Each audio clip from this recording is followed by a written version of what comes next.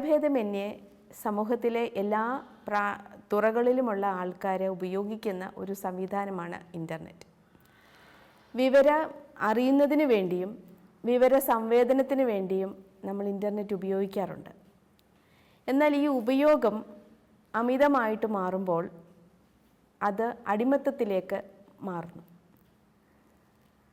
ആ അടിമത്തം നമ്മളെ പല അപകടങ്ങളിലും കൊണ്ടെത്തിക്കാറുണ്ട്. ഇന്ന് നമ്മൾ സംസാരിക്കുന്നത് ആ വിഷയത്തെക്കുറിച്ചാണ്, സൈബർ അഡിക്ഷൻ. എങ്ങനെയാണ് ജീവിതത്തിൻ്റെ വിവിധ തുറകളെ ഇത് ബാധിക്കുന്നത്, എങ്ങനെയാണ് ഇത് നമുക്ക് ദോഷകരമായിട്ട് മാറുന്നത് എന്നൊക്കെയും നമ്മളോട് സംസാരിക്കാനായിട്ട് തൃപ്പൂണിത്തുറ വർമ്മ ഹോസ്പിറ്റലിലെ സൈക്യാട്രിസ്റ്റ് ഡോക്ടർ ഡയന സുരേഷ് നമ്മളോടൊപ്പമുണ്ട്. ഡോക്ടറെ എത്രയും സന്തോഷത്തോടെയും സ്നേഹത്തോടെയും സ്വാഗതം ചെയ്തുകൊള്ളുന്നു. അതെ, ഇൻ്റർനെറ്റ് ഇന്ന് ദൈനംദിന ജീവിതത്തിൻ്റെ ഒരു ഭാഗമായി മാറിക്കഴിഞ്ഞിരിക്കുകയാണ്. പല പഠനങ്ങളും കാണിക്കുന്നത് 1 മുതൽ 16% വരെ ആളുകൾ ഇന്ന് ഇൻ്റർനെറ്റിന് അടിമയായിട്ടുണ്ടെന്നുള്ളതാണ്. ഒരു നാണയത്തിൻ്റെ ഇരുവശം എന്ന് പറയുന്നത് പോലെ ഇൻ്റർനെറ്റിന് ധാരാളം പ്രയോജനം ഉണ്ടെങ്കിൽ പോലും മറുവശത്ത് പല അപകടങ്ങളും ഒളിഞ്ഞിരിക്കുന്നതായിട്ട് നമുക്ക് കാണാൻ സാധിക്കുന്നുണ്ട്. അതിലൊന്നാണ് ഇൻ്റർനെറ്റ് അഡിക്ഷൻ അഥവാ ഡിപ്പെൻഡൻസ് എന്ന് പറയുന്നത്. പല രാജ്യങ്ങളിലും ചൈന, ജപ്പാൻ, സൗത്ത് കൊറിയ എന്നീ രാജ്യങ്ങൾ ഇത് തിരിച്ചറിയുകയും വളരെ ഗൗരവത്തോടു കൂടി ഈ വിഷയത്തെ സമീപിക്കുകയും ചെയ്യുന്നുണ്ട്. ഡോക്ടർ പറഞ്ഞല്ലോ, ഈ ലോകത്തിലുള്ള എല്ലാവരും അതിനെ ഇപ്പം വളരെ പ്രാധാന്യത്തോടെയും ഗൗരവത്തോടെയും കാണുന്നു എന്ന്.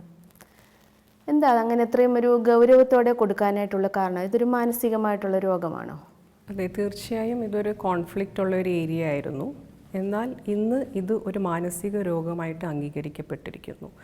വളരെയധികം ഗവേഷണങ്ങൾക്കും പഠനങ്ങൾക്കും ശേഷം ഇൻ്റർനെറ്റ് ഗെയിമിംഗ് ഡിസോർഡർ എന്ന പേരിൽ ഇതിന്ന് അറിയപ്പെടുന്നു.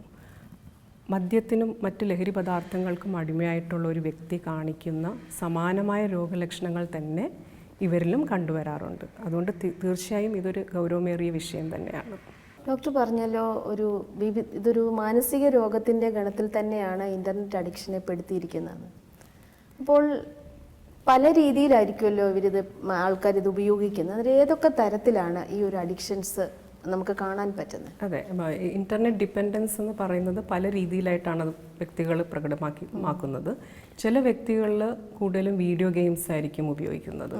മറ്റു ചിലർ ഇൻഫോർമേഷൻ സൈറ്റ്, കൂടുതൽ വിവരങ്ങൾ സെർച്ച് ചെയ്യുക, ഇൻഫോർമേഷൻസ് ലോഡ് ചെയ്തുകൊണ്ടേയിരിക്കുക. വേറെ ചില വ്യക്തികളിൽ പോർണോഗ്രാഫി സൈറ്റ്സിൽ കയറിയിട്ട് സമയം ചെലവഴിക്കുന്നതായിട്ട് കാണാം. അല്ലെങ്കിൽ സോഷ്യൽ നെറ്റ്വർക്കിംഗ് സൈറ്റ്സിൽ ടെക്സ്റ്റ് അയക്കുക, മെസ്സേജ് അയക്കുക. വേറെ ചില ആളുകളിൽ കമ്പൽഷൻസ് എന്ന് പറയും, അതായത് ഓൺലൈൻ ഷോപ്പിംഗ് ചെയ്യുക, അതവർക്ക് നിയന്ത്രിക്കാൻ കഴിയില്ല.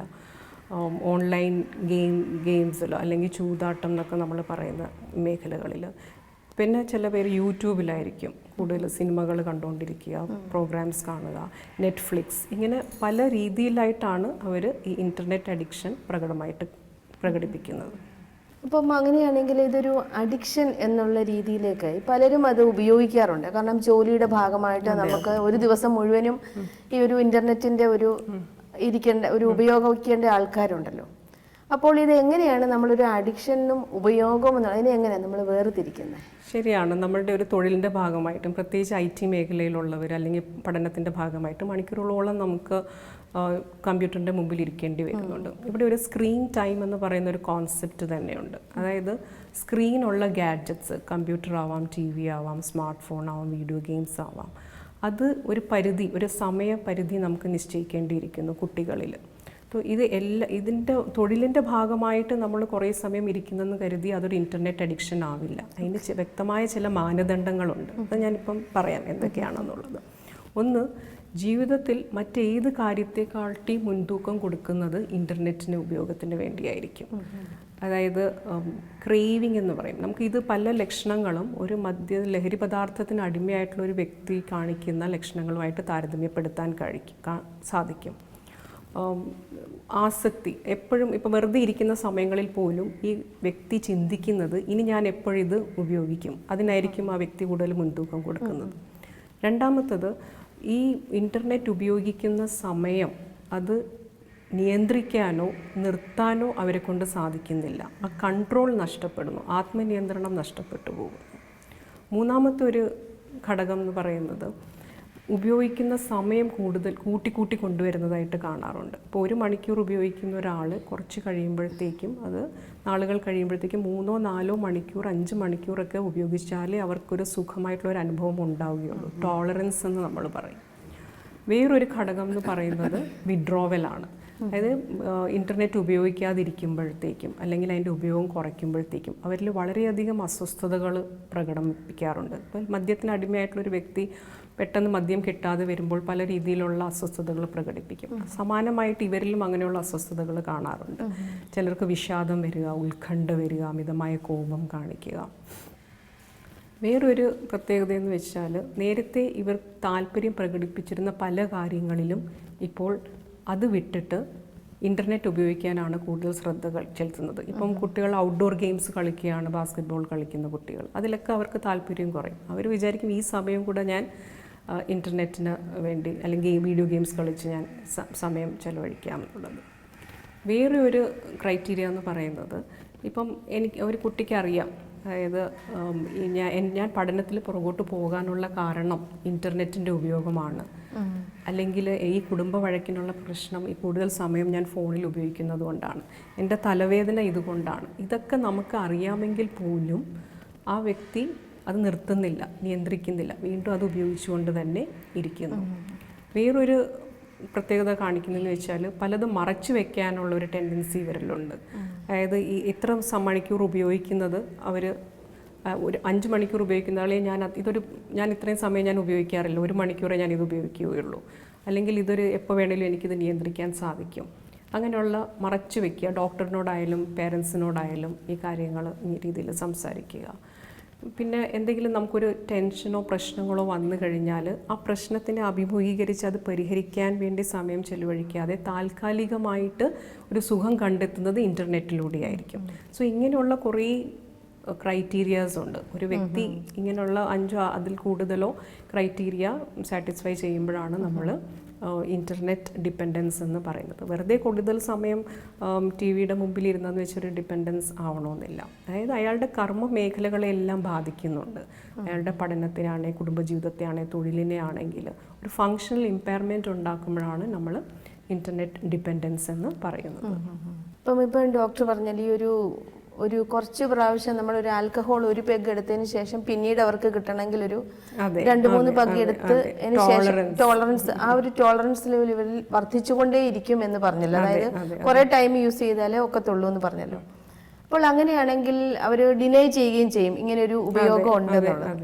അപ്പോൾ എങ്ങനെയാണ് ഒരു കുടുംബത്തിൽ അല്ലെങ്കിൽ ഒരു സാധാരണ ഒരു ഡോക്ടറുടെ അടുക്ക വരുമ്പോഴോ കൗൺസിലറുടെ അടുക്കൽ വരുമ്പോഴാണ് നമ്മൾ ഈ കർമ്മ മേഖലകളെ വെച്ച് നമ്മൾ ഒരു അസസ്മെന്റ് ഒക്കെ ചെയ്യുന്നത്? അപ്പൊ ഇങ്ങനെയുള്ള അവസരത്തിൽ ഒരു സാധാരണ ഒരു കോമൺ മാന്, ഈ എൻ്റെ ഒരു കുട്ടി അല്ലെങ്കിൽ എൻ്റെ ഒരു കൂട്ടുകാരൻ ഒരു ഇന്റർനെറ്റിന് അഡിക്ഷൻ ആണ്, ഒരു യൂസ് കൂടുതലാണ് എന്ന് എങ്ങനെയാണ് അവർക്ക് മനസ്സിലാക്കാൻ പറ്റുന്നത്?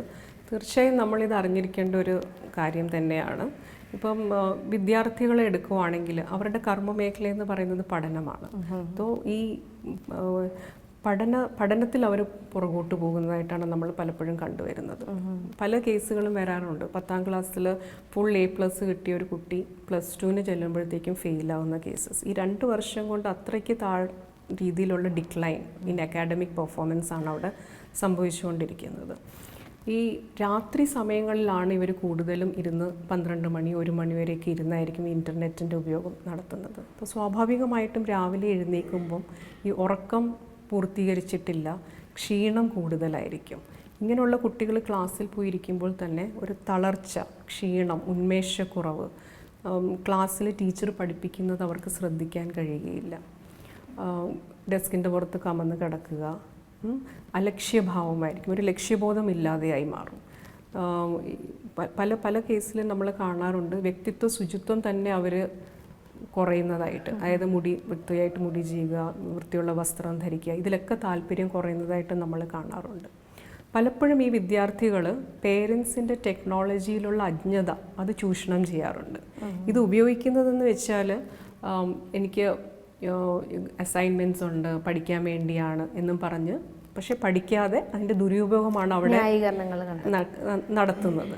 ഇങ്ങനെ വരുമ്പോഴത്തേക്കും ഈ പേരൻസ് മാർക്ക് വരുമ്പോഴാണ് ഇവർ പലപ്പോഴും യാഥാർത്ഥ്യം മനസ്സിലാക്കുന്നത്. സ്കൂളിൽ ചെന്ന് ചോദിക്കുമ്പോൾ പറയാൻ പറ്റും പലപ്പോഴും ഹോംവർക്ക് ചെയ്യാറില്ല, അല്ലെങ്കിൽ റെക്കോർഡ്സ് സബ്മിറ്റ് ചെയ്ത് കാണത്തില്ല.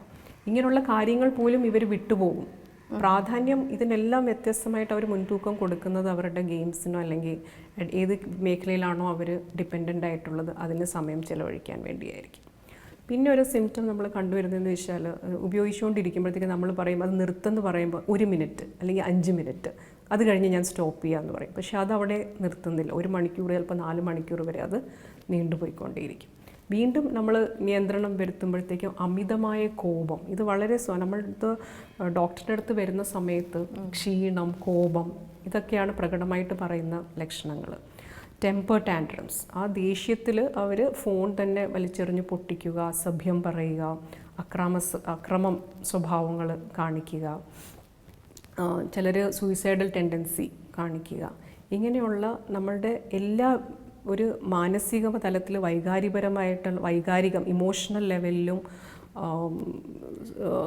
സൈക്കോളജിക്കൽ ലെവലിലും കോഗ്നിറ്റീവ് ലെവൽ, ഓർമ്മക്കുറവ്, ഇതും പല കുട്ടികളും പറയാറുണ്ട്. എല്ലാ തലത്തിലും ഇത് ബാധിക്കാറുണ്ട്. ഫിസിക്കലി ശാരീരികമായിട്ടുള്ള അസ്വസ്ഥതകളെന്ന് വെച്ചാൽ തലവേദന, പെടലുവേദന, നടുവേദന, പിന്നെ കൈകളിൽ വരുന്ന കാർപ്പൽ ടണൽ സിൻഡ്രോം എന്ന് പറയും. ചില കുട്ടികളിൽ വെയിറ്റ് കൂടും, ബിക്കോസ് ആക്ടിവിറ്റീസ് ഫിസിക്കലി അവരൊട്ടും ആക്റ്റീവ് അല്ല.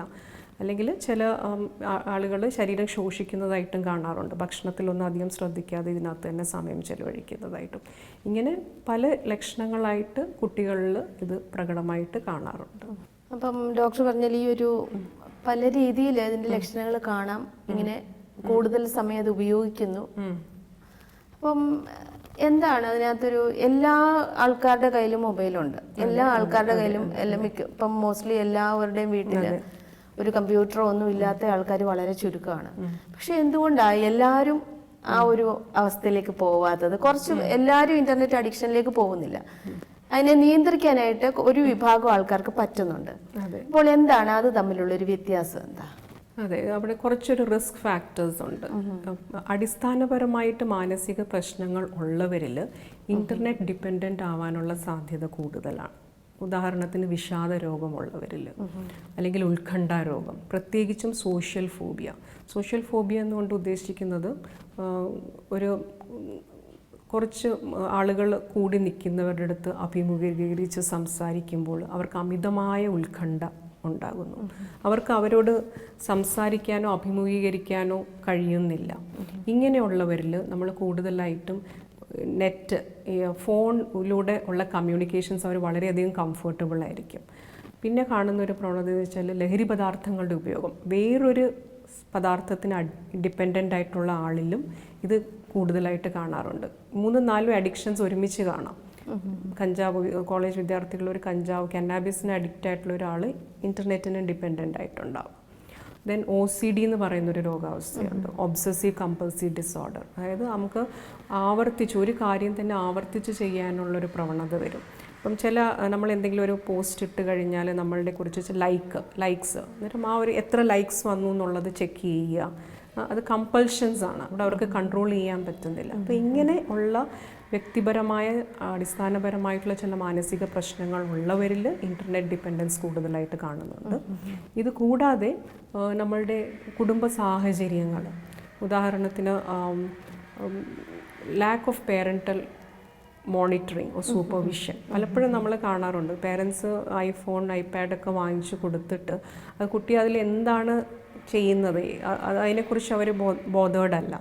ആ ഒരു സൂപ്പർവിഷൻ ഇല്ലാത്തൊരു ഫാമിലി. പിന്നെ ഫാമിലി ഡിസ്ഫങ്ഷൻസ്, കുടുംബത്തിലുള്ള പ്രശ്നങ്ങൾ, ഇതൊക്കെ തന്നെ ഒരു റിസ്ക് ഫാക്ടറായിട്ട് നമുക്ക് കരുതാവുന്നതാണ്. അപ്പം ഇവരിങ്ങനെ അധികമായിട്ട് ഉപയോഗിക്കുമ്പം ഇവരുടെ തലച്ചോറിൽ എന്തെങ്കിലും വ്യത്യാസങ്ങൾ ഉണ്ടാവുന്നുണ്ടോ? കൂടുതൽ ഉപയോഗിക്കാനുള്ളൊരു ടെൻഡൻസിയിലേക്ക് ഇവരെ നയിക്കുന്നത് എന്താ? തീർച്ചയായും ഇതിനൊരു വളരെ പ്രധാനപ്പെട്ട ഒരു കാര്യമാണ്. നമ്മൾ ഈ ഒരു വിഷയം ത്തെക്കുറിച്ച് നമ്മൾ സംസാരിക്കുമ്പോൾ ഏറ്റവും കൂടുതൽ നമ്മൾ മനസ്സിലാക്കേണ്ട ഒരു കാര്യമാണ് എന്താണ് ഇതിൻ്റെ ഒരു ശാസ്ത്രീയ വശം, എന്തുകൊണ്ട് ഇത് ഡിപ്പെൻഡൻ്റ് ആകുന്നു, എന്തുകൊണ്ട് ഇവർക്കിത് നിയന്ത്രിക്കാൻ സാധിക്കുന്നില്ല അല്ലേ? പലപ്പോഴും ഇത് എന്തുകൊണ്ട് ഇത് രോഗമായിട്ട് നമ്മൾ കൺസിഡർ ചെയ്യുന്നു, ഇതെല്ലാം നമുക്ക് മനസ്സിലാക്കാൻ പറ്റുന്നതെന്ന് വെച്ചാൽ ഇതിനൊരു ന്യൂറോ ബയോളജിക്കൽ ബേസിസ് ഉണ്ട്. അതായത് നമ്മളുടെ ഓരോ ചിന്തയും പ്രവൃത്തി, സംസാരം ഇതെല്ലാം നിയന്ത്രിക്കുന്നത് തലച്ചോറാണ്. തലച്ചോറെന്ന് പറയുന്നത് സർക്യൂട്ട്സ് ആണ്.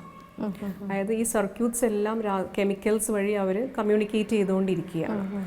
ഇപ്പം ഒരു ചെറിയ കുട്ടിക്ക് സ്കൂളിൽ ഫുൾ മാർക്ക് കിട്ടുമ്പോഴത്തേക്കും ടീച്ചർ ഒരു സ്റ്റാർ ഇട്ട് കൊടുക്കും, ഒരു സ്മൈൽ ഇട്ട് കൊടുക്കും. അന്നേരം ആ കുട്ടിക്ക് വളരെയധികം ഒരു ഗുഡ് ഫീലിംഗ്, വെൽനെസ്, ഒരു സന്തോഷം ഉണ്ടാവുന്നുണ്ട്. അപ്പോൾ ആ സമയത്തുണ്ടാവുന്ന ആ ഒരു അനുഭവം, ആ ഒരു സ്റ്റാർ കിട്ടുമ്പോഴും ഒരു കൺഗ്രാജുലേറ്റ് ചെയ്യുമ്പോഴും, അല്ലെങ്കിൽ ഒരു ഇഷ്ടമുള്ളൊരു വസ്തു കഴിക്കാൻ വാങ്ങിച്ചു കൊടുക്കുമ്പോൾ, ഒരു ഐസ്ക്രീം വാങ്ങിച്ചു കൊടുക്കുമ്പോഴത്തേക്കും ആ കുട്ടിക്ക് ഉണ്ടാവുന്ന സന്തോഷം, അത് ആ ഒരു പ്രവൃത്തി വീണ്ടും ചെയ്യാൻ അതിനെ റീഇൻഫോഴ്സ് ചെയ്യും, പ്രേരിപ്പിക്കും. സോ അതുപോലെ തന്നെ നമ്മളുടെ ബ്രെയിനിലും ഒരു റിവാർഡ് സെൻറ്റർ ഉണ്ട്. ഇപ്പോൾ ഈ കുട്ടിക്ക് ഒരു സ്റ്റാർ കിട്ടി അല്ലെങ്കിൽ ഒരു ഐസ്ക്രീം കിട്ടി, അതൊരു റിവാർഡാണ്. ഒരു നല്ലൊരു കാര്യം ചെയ്തു, അതിനായിട്ടൊരു റിവാർഡ്. ഒരു സ്പോർട്സിന് എന്തെങ്കിലും ഒരു എക്സലൻറ്റ് പെർഫോമൻസ് ഉണ്ടെങ്കിൽ ഒരു ട്രോഫി കിട്ടുന്നു. സോ നമ്മളുടെ ബ്രെയിനിലും ഒരു റിവാർഡ് സെൻറ്റർ ഉണ്ട്. ഈ റിവാർഡ് സെൻറ്ററിൽ ഇങ്ങനെയുള്ള ഗെയിംസുകളൊക്കെ കളിക്കുമ്പോഴത്തേക്കും നമുക്കൊരു കൂടുതൽ സ്കോർ കിട്ടുന്നു. അപ്പോൾ അവിടെ ഒരു രാസപദാർത്ഥം, ഒരു ഡോപ്പമിൻ എന്ന് പറയുന്നൊരു രാസപദാർത്ഥം റിലീസ് ചെയ്യുകയും ഈ സെൻറ്റർ ആക്ടിവേറ്റഡ് ആവുകയും ചെയ്യുമ്പം ഒരു യൂഫോറിയ, സെൻസ് ഓഫ് വെൽബീങ് അവർ എക്സ്പീരിയൻസ് ചെയ്യുന്നുണ്ട്. സോ ഇത് റിപ്പീറ്റഡ് ആയിട്ട് വരുംതോറും അത് അവർ കൂടുതൽ ആ ഒരു അവസ്ഥയിൽ, ഒരു ന്യൂറോ അഡാപ്റ്റേഷൻ എന്ന് പറയുന്ന രീതിയിൽ ആ അവസ്ഥയിൽ അവർ ചെന്നെത്തപ്പെടുന്നു. അപ്പോൾ കുറച്ച് നാൾ കഴിയുമ്പോഴത്തേക്കും ഈ 1 മണിക്കൂർ എന്നുള്ളത് പോരാതെ വരും. കൂടുതൽ സമയം ഉപയോഗിച്ചാലേ ആ സെയിം പ്ലഷർ എഫക്റ്റ്, സന്തോഷം നമുക്ക് കിട്ടുകയുള്ളൂ. ഇതാണ്, അതായത് ഒരു ഇൻ്റർനെറ്റ് ഡിപ്പെൻഡൻ്റ് ആയിട്ടുള്ളൊരു വ്യക്തിയുടെ തലച്ചോറിൽ പ്രകടമായ മാറ്റങ്ങൾ സംഭവിക്കുന്നുണ്ട്. ഇത് ലഹരി പദാർത്ഥം ഉപയോഗിക്കുന്ന വ്യക്തിയുടെ തലച്ചോറിൽ സംഭവിക്കുന്ന മാറ്റങ്ങൾക്ക് സമാനമാണ്. ഒരു ലഹരി പദാർത്ഥം നമ്മളുടെ ശരീരത്തിനകത്ത് കടക്കണമെന്നില്ല, പക്ഷേ അല്ലാതെ തന്നെ ഈ റിവാർഡ് സെൻറ്റർ ആക്ടിവേറ്റ് ആയി കഴിഞ്ഞു ഇവരിൽ. അപ്പോൾ തീർച്ചയായും ഇത് വളരെയധികം ഗൗരവപൂർവമായിട്ട് സമീപിക്കേണ്ട ഒരു കാര്യം തന്നെയാണ്. നമ്മൾ പലപ്പോഴും ഇതിനകത്തൊക്കെ ധാരാളം സമയം ചെലവഴിക്കുമ്പോൾ നമ്മളെ എന്തുമാത്രം ഇത് ബാധിക്കുന്നു എന്നുള്ളത് ഒരിക്കലും നമ്മൾ സാധാരണഗതിയിൽ ചിന്തിക്കുന്നില്ല. കാരണം എന്ന് വെച്ചാൽ എന്തുകൊണ്ട് അഡിക്ഷൻ ആണെന്നുള്ളൊരു കോൺസെപ്റ്റ് ആളുകൾക്ക് ഇപ്പോഴും അംഗീകരിക്കാൻ കഴിയുന്നില്ല. ഒന്നും അകത്ത് ചെല്ലുന്നില്ല, വേറെ ആരെയും ബുദ്ധിമുട്ടിക്കുന്നില്ല, ഒന്നുമില്ല. ജസ്റ്റ് കുറച്ചു നേരം കളിക്കുന്നതെന്ന് വെച്ചാൽ എന്താണ്? പക്ഷേ നമ്മുടെ തലച്ചോറിൽ തീർച്ചയായിട്ടും അതിൻ്റെതായ മാറ്റങ്ങൾ സംഭവിക്കുന്നുണ്ട്. അപ്പം അങ്ങനെ ഇത്രയും ഗൗരവകരമായിട്ടുള്ള നമ്മളെ അത് ബാധിക്കുന്ന ഒരു കാര്യമാണെന്നുള്ളത് നമ്മുടെ ഡോക്ടർ പറഞ്ഞതിൽ നിന്ന് എനിക്ക് മനസ്സിലായി. അപ്പോൾ എങ്ങനെയാണ് ഇതിൻ്റെ ഒരു ട്രീറ്റ്മെൻറ്റ്, എങ്ങനെയാണ് ഇതിനൊന്ന് അങ്ങനെയുള്ള ഒരാളെ എങ്ങനെയാണ് നമുക്കത് തിരിച്ചൊരു നോർമൽ ലൈഫിലേക്ക് എങ്ങനെയാണ് നമുക്ക് കൊണ്ടുവരാൻ പറ്റുന്നത്? അതെ, ട്രീറ്റ്മെൻറ്റിനെ കുറിച്ച് നമ്മൾ പറയുകയാണെങ്കിൽ ഏറ്റവും പ്രധാനം അവെയർനെസ് ആണ്, ബോധവൽക്കരണം. അതായത് പേരൻസ് ആയാലും ടീച്ചേഴ്സ് ആയാലും കുട്ടികളായാലും ഇതിൻ്റെ ദുരുപയോഗം, ദൂഷ്യഫലങ്ങൾ എന്താണ് എന്നുള്ളത് നമ്മൾ മനസ്സിലാക്കുക എന്നുള്ളതാണ്. പിന്നെ പറയുവാണെങ്കിൽ prevention is better than cure. വരാതെ നോക്കുക, ഇതിന് മാതാപിതാക്കൾക്ക് വലിയൊരു പങ്ക് തന്നെയുണ്ട്. പലപ്പോഴും നമ്മൾ വന്ന് കാണാറുണ്ട്, ഇങ്ങനെ ഒരു പ്രശ്നമായിട്ട് വരുന്ന കുട്ടികളിൽ പേരൻസ് പറയും അത് എത്ര പറഞ്ഞാലും അവൻ കേൾക്കില്ല എന്നുള്ളത്. ആ കുട്ടിയെക്കാട്ടിയും അവിടെ കൺട്രോൾ ചെയ്യേണ്ടത് പേരൻസാണ്. അവിടെ ഒരു ലിമിറ്റ് സെറ്റിംഗ്, ഈ സ്ക്രീൻ ടൈം എന്ന് നമ്മൾ നേരത്തെ പറഞ്ഞല്ലോ. പഠനങ്ങൾ പറയുന്നതെന്ന് വെച്ചാൽ 2 വയസ്സിന് താഴെയുള്ള കുട്ടികൾക്ക് ഈ സ്ക്രീൻ ഇതുമായിട്ടുള്ള എക്സ്പോഷറിൻ്റെ ആവശ്യമില്ല എന്നുള്ളതാണ്. എന്നാൽ 1 മുതൽ 2 മുതൽ 5 വരെയുള്ള വയസ്സിൽ കൂടിപ്പോയാൽ 1 മണിക്കൂർ, അതിൽ കൂടുതൽ വേണ്ട.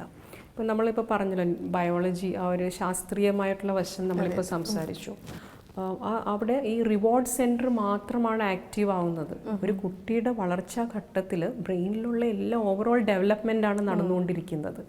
സോ നമ്മൾ ഇത് മാത്രം എക്സ്പോസ് ചെയ്യുമ്പോഴത്തേക്കും നമ്മളുടെ logical thinking, reasoning, organising skills, social skills ഇതൊന്നും ഡെവലപ്ഡ് ആവുന്നില്ല.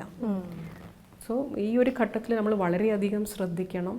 അതിൻ്റെതായ ലിമിറ്റ് സെറ്റിംഗ്, നിയന്ത്രണം വരുത്തണം. പിന്നീട് പേരൻസ് തന്നെ അവരുടെ ടെക്നോളജിക്കൽ അവെയർനെസ് അപ്ഡേറ്റ് ചെയ്യുക, അറിവുകൾ കൂടുതലുണ്ടാക്കുക. പല സോഫ്റ്റ്വെയർസും ഉണ്ട്. കുട്ടികൾ അഥവാ ഉപയോഗിക്കുന്നുണ്ടെങ്കിൽ അതിൻ്റെ ടൈം പരിധി നിശ്ചയിക്കാനും അവർ ഏതൊക്കെ സൈറ്റ്സിൽ കയറി എന്നതിനെക്കുറിച്ച് നമ്മൾ തീർച്ചയായിട്ടും മോണിറ്റർ ചെയ്തിരിക്കണം.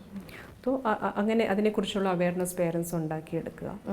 പിന്നീടുള്ളതെന്ന് വെച്ചാൽ നമ്മൾ സാധാരണ പറയുന്ന പോലെ counselling, psychotherapy, motivation enhancement therapy എന്ന് പറയും. ഇവരെ നമ്മൾ മോട്ടിവേറ്റ് ചെയ്യണം. അപ്പം ഈ ഇൻ്റർനെറ്റ് ഡിപ്പെൻഡൻ്റ് ആയിട്ടൊരിക്കുന്ന കുട്ടികൾക്ക് ഒരു ലക്ഷ്യബോധമില്ല, ഭാവിയെക്കുറിച്ചുള്ള ചിന്തകളില്ല. അവരുടെ ലോകം അവരെ നിയന്ത്രിക്കുന്നത് ഇൻ്റർനെറ്റാണ്. അപ്പോൾ അതിൽ നിന്ന് നമ്മൾ മാറ്റി അവരെ മോട്ടിവേറ്റ് ചെയ്ത് ഇത് നിർത്തേണ്ട ആവശ്യകതകളെക്കുറിച്ച് മനസ്സിലാക്കി ഒരു ലക്ഷ്യം, ഗോൾ ടാർഗറ്റ് അവരുടെ ലൈഫിൽ ഉണ്ടാക്കിയെടുക്കാനുള്ള തെറാപ്പീസ് നമ്മൾ സ്റ്റാർട്ട് ചെയ്യാം. ഇതോടൊപ്പം തന്നെ അവർക്ക് എന്തെങ്കിലും മാനസിക പ്രശ്നങ്ങളുണ്ടെങ്കിൽ, അടിസ്ഥാനപരമായിട്ട് ഈ പറഞ്ഞ വിഷാദം, ഉത്കണ്ഠാരോഗം, മറ്റ് പ്രശ്നങ്ങളുണ്ടെങ്കിലും അത് നമ്മൾ ചികിത്സിക്കുക. പലപ്പോഴും നമ്മൾ കണ്ടുവരുന്നതെന്ന് വെച്ചാൽ സിവിയർ ആയിട്ടുള്ള കേസസിൽ ഈ കൗൺസിലിംഗ് അല്ലെങ്കിൽ തെറാപ്പി കൊണ്ട് മാത്രം അവരെ ചികിത്സിച്ച് മാറ്റിയെടുക്കാൻ സാധിക്കുകയില്ല. അപ്പോൾ അങ്ങനെയുള്ള അവസരങ്ങളിൽ ഡി അഡിക്ഷൻ, നമ്മൾ മറ്റ് ലഹരി പദാർത്ഥങ്ങൾക്ക് ഡി അഡിക്ഷൻ ട്രീറ്റ്മെൻറ്റ് എന്നതുപോലെ ഇവരെയും നമ്മൾ കിടത്തി ചികിത്സിച്ച് അതിൻ്റേതായ മരുന്നുകൾ കൊടുക്കേണ്ടി വരും. പലപ്പോഴും ഇവരുടെ ഉറക്കം ശരിക്കും കിട്ടുകയില്ല, അല്ലെങ്കിൽ അമിതമായ ഉത്കണ്ഠയുണ്ടാവും, കോപമുണ്ടാവും. ഇതൊക്കെ നിയന്ത്രിച്ച് കൊണ്ടുവരണമെങ്കിൽ നമുക്ക് ചില മരുന്നുകളുടെ സഹായം കൂടി ചിലപ്പോൾ വേണ്ടി വരും. ഇതോടൊപ്പം തന്നെ നമ്മൾ പോസിറ്റീവായിട്ടുള്ള കാര്യങ്ങളിൽ അവർ ഡയറക്റ്റ് ചെയ്യുക. പലപ്പോഴും ഈ സമയം കൂടുതൽ ഒരു ഫ്രീ ടൈം കിട്ടുമ്പോഴാണ് ഇങ്ങനെയുള്ള ഇതിലോട്ട് ഉപയോഗിക്കാനുള്ള ടെൻഡൻസി വരുന്നത്. ഡയറക്റ്റ് ചെയ്യാന്ന് വെച്ചാൽ സ്പോർട്സ് ആക്ടിവിറ്റീസിലും വേറെ ക്രിയേറ്റീവായിട്ടുള്ള പല കാര്യങ്ങളിലും ഇവരുടെ ഫ്രീ ടൈം എങ്ങനെ ഡൈവേർട്ട് ചെയ്യാം എന്നുള്ളതിലോട്ട് മാറ്റുക. അതായത് അത്രയും നാൾ ഞാൻ പറഞ്ഞല്ലോ, നമ്മുടെ റിവാർഡ് സെൻറ്റർ മാത്രമാണ് ഇവരുടെ ആക്റ്റീവായിട്ട് ബ്രെയിനിലിരിക്കുന്നത്. മറ്റ് പല ബ്രെയിനിലെ മേഖലകളിലും അധികം പ്രവർത്തനമില്ലാതെ ഇരിക്കുകയാണ്. അപ്പോൾ അങ്ങനെയുള്ള ഏരിയാസിലോട്ട് നമ്മൾ അവരെയൊക്കെ ഉണർത്തിക്കൊണ്ടുവന്ന് ആക്റ്റീവ് ആക്കുക എന്നുള്ളതാണ്. ഫാമിലി കൗൺസിലിംഗ് വളരെ ഇമ്പോർട്ടൻ്റ് ആണ്. പലപ്പോഴും പേരൻസിൻ്റെ അജ്ഞത, അവരുടെ ഇടയിലുള്ള കോൺഫ്ലിക്ട്സ്, ഇതൊക്കെ ഇതിനെ ബാധിക്കാറുണ്ട്. അപ്പോൾ ഓവറോൾ ഒരു ഫാമിലി തെറാപ്പിയും കൂടെ ഇതിനോടൊപ്പം തന്നെ നമ്മൾ ചെയ്യാറുണ്ട്. സോ ഏതൊരു കുട്ടിക്കും ഇങ്ങനെയുള്ള പ്രശ്നങ്ങൾ കാണുവാണെങ്കിൽ ഒരു കാരണവശാലും നമ്മൾ മടിച്ച് നിൽക്കരുത്. എത്രയും പെട്ടെന്ന് തന്നെ അവരുടെ ഒരു മാനസിക വിദഗ്ധൻ്റെ സഹായം തേടുക എന്നുള്ളതാണ്.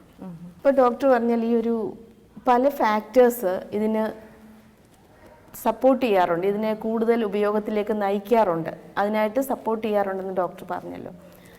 അതിനകത്ത് പ്രധാനമായിട്ടും ഡോക്ടർ പറഞ്ഞൊരു കാര്യം ഫാമിലി കോൺഫ്ലിക്ട്സ്. അതായത് ഒരു കുടുംബത്തിൽ വളർന്നു വരുമ്പോൾ അതിൽ നിന്നാണല്ലോ ഇവർ വലുതായി വരുന്നത്. അപ്പോൾ ഒരു ഫാമിലി കോൺഫ്ലിക്ട്സ് അല്ലെങ്കിൽ അവിടുത്തെ ഉള്ള ഡിസ്ഫങ്ഷൻസ് ഇതൊക്കെയും ഇതിൻ്റെ ഒരു ഫാക്ടറായിട്ട്, സപ്പോർട്ടിങ് ഫാക്ടറായിട്ട് വരാറുണ്ടെന്ന് ഡോക്ടർ ഇപ്പോൾ പറഞ്ഞു.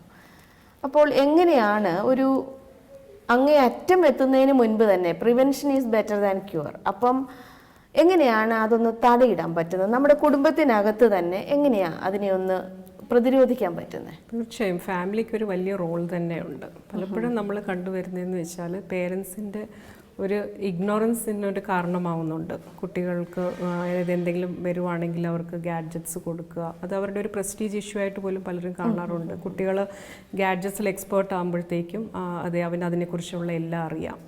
അന്നേരം ഒരു പോസിറ്റീവ് രീതിയിലാണ് അവരതിനെ കാണുന്നത്. കുറച്ച് നാൾ കഴിയുമ്പോൾ അതിൻ്റെ ദൂഷ്യഫലങ്ങൾ പുറത്തോട്ട് വരാൻ തുടങ്ങും. ഇതൊരു വശം നമ്മളത് പ്രിവെൻറ്റ് ചെയ്യുക, ലിമിറ്റ് സെറ്റിംഗ് ചെയ്യുക, അത് ഓൾറെഡി നമ്മൾ സംസാരിച്ചു കഴിഞ്ഞു. വേറെ ഒന്ന് ക്വാളിറ്റി ടൈമിങ്. പലപ്പോഴും കണ്ടുവരുന്നതെന്ന് വെച്ചാൽ കുട്ടികൾ സ്കൂളിൽ നിന്ന് വന്നു കഴിഞ്ഞാൽ പേരൻസും ബിസി ആയിരിക്കും. ഇവരുടെ ഈ ഫ്രീ ടൈമിൽ ഇവർക്കും ഫ്രീ ടൈം കുട്ടികൾക്ക് കാണും. ഈ സമയത്ത് എന്താണ് അവർ ചെയ്യുന്നതെന്നുള്ളത് നമുക്കറിയില്ല. അപ്പോൾ പേരൻസ് ചില കേസിൽ പേരൻസ് ബിസി ആയിരിക്കും. ബിസി ആകുമ്പോഴത്തേക്കും കുട്ടികളെ എൻഗേജ് ചെയ്യാൻ വേണ്ടി അവരെ ഇങ്ങനെയുള്ള ഗാഡ്ജറ്റ്സ് കൊണ്ട് കൊടുക്കുക, അല്ലെങ്കിൽ പേരൻസ് തമ്മിലുള്ള കോൺഫ്ലിക്റ്റ് ആയിരിക്കും. ഇത് അവസരങ്ങൾ ക്രമേണ കുട്ടികൾ മുതലെടുത്തിട്ട് കൂടുതൽ സമയം അതിനായിട്ട് ചെലവഴിക്കും. സോ ഒരു ക്വാളിറ്റി ടൈമിംഗ് എന്ന് പറയുന്നത് വളരെ ഇമ്പോർട്ടൻ്റ് ആണ്. അതായത് ഇൻ്റർനെറ്റിൽ വഴി അവരുടെ റിവാർഡ് സിസ്റ്റം ആക്ടിവേറ്റ് ആകാതെ മറ്റ് കാര്യങ്ങളിലൂടെ അവർക്ക് പ്ലഷർ കിട്ടുന്ന സിറ്റുവേഷൻസ് ക്രിയേറ്റ് ചെയ്യുക. വന്നു കഴിയുമ്പോഴത്തേക്കും നല്ലൊരു ഹെൽത്തി കമ്മ്യൂണിക്കേഷൻ പേരൻസും കുട്ടികളും തമ്മിൽ എല്ലാ കാര്യങ്ങളും കാര്യങ്ങൾ പരസ്പരം തുറന്ന് സംസാരിക്കുക, പിന്നെ കളികളിൽ അവരെ ഏർപ്പെടുത്തുക, അങ്ങനെയുള്ള കാര്യങ്ങളിൽ അവർക്ക് പ്രചോദനം കൊടുക്കുക. ഒരുമിച്ചുള്ള കളികളും അങ്ങനെയുള്ള കാര്യങ്ങൾ അതെ, അതിലൂടെ അവർക്ക് പ്രചോദനം കിട്ടുക. അപ്പോൾ ഇതൊക്കെ അവരുടെ ആ ഒരു മതിപ്പ്, ഒരു സെൽഫ് എസ്റ്റീം തന്നെ കൂട്ടും.